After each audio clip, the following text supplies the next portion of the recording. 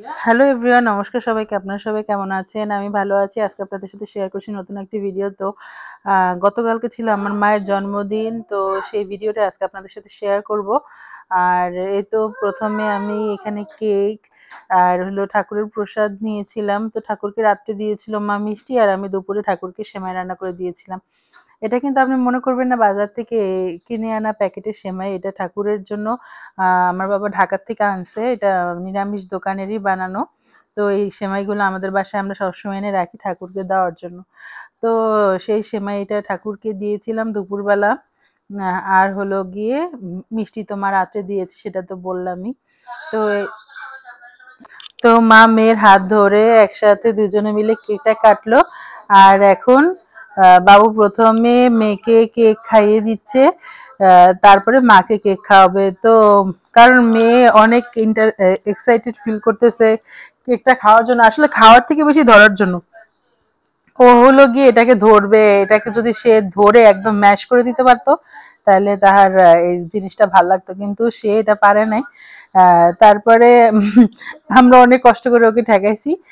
আর তারপরে বাবু মাকে খাওয়াইতেছিল, তাহলে মা মাকে খাওয়ানোর সময় বাবু সবসময় এমন করে, মানে মুখের সামনে নেয় আর সরায়, পরে গায়ে অনেকবার পড়ছে, এই জন্য মা বলতেছিল যে যদি গায়ে পড়ে তাহলে কিন্তু খবর আছে আজকে।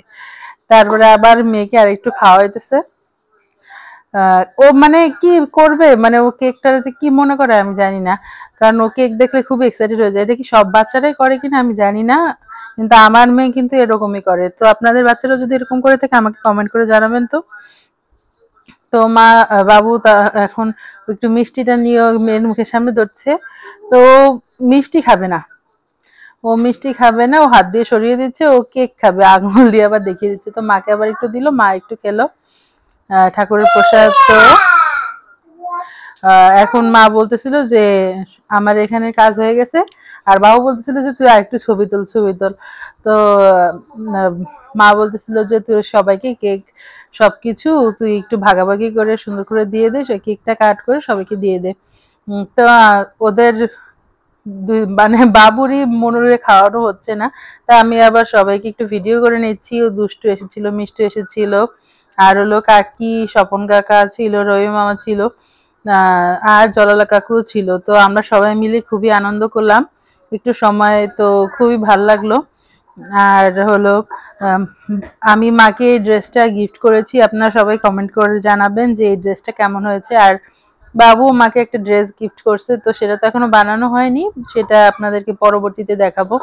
তো এখন আমি মিষ্টু আর দুষ্টু তারপরে কাকি একটু ভিডিও করে নিলাম আপনাদের সাথে শেয়ার করার জন্য, না হলে তো আমার ফেসটা তো আপনাদেরকে দেখানোই হলো না। আমি একটু একটু হালকা করে সেজেছি।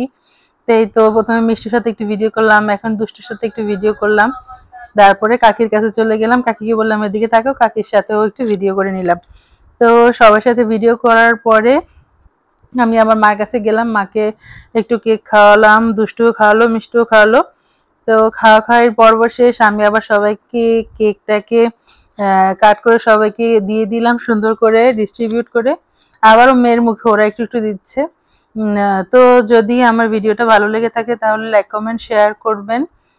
আর হলো আজকে মেনু ছিল ইলিশ মাছ ভাজা, কাঁচা লঙ্কা, ইলিশ মাছের ডিম ভাজি, তারপরে হলো চিংড়ি মাছ ভাপা, আর হলো ইলিশ মাছ ভাপা। তো এটাই ছিল আজকে মেনু, আর সাদা ভাত। তো যদি আমার ভিডিওটা ভালো লেগে থাকে তারা কমেন্ট শেয়ার করবেন, আর যারা ইউটিউব থেকে দেখছেন তারা সাবস্ক্রাইব করবেন, আর যারা ফেসবুক থেকে দেখছেন তারা ফলো করে দিবেন। সবাইকে অনেক অনেক ধন্যবাদ, ভালোবাসা। সবাই ভালো থাকবেন।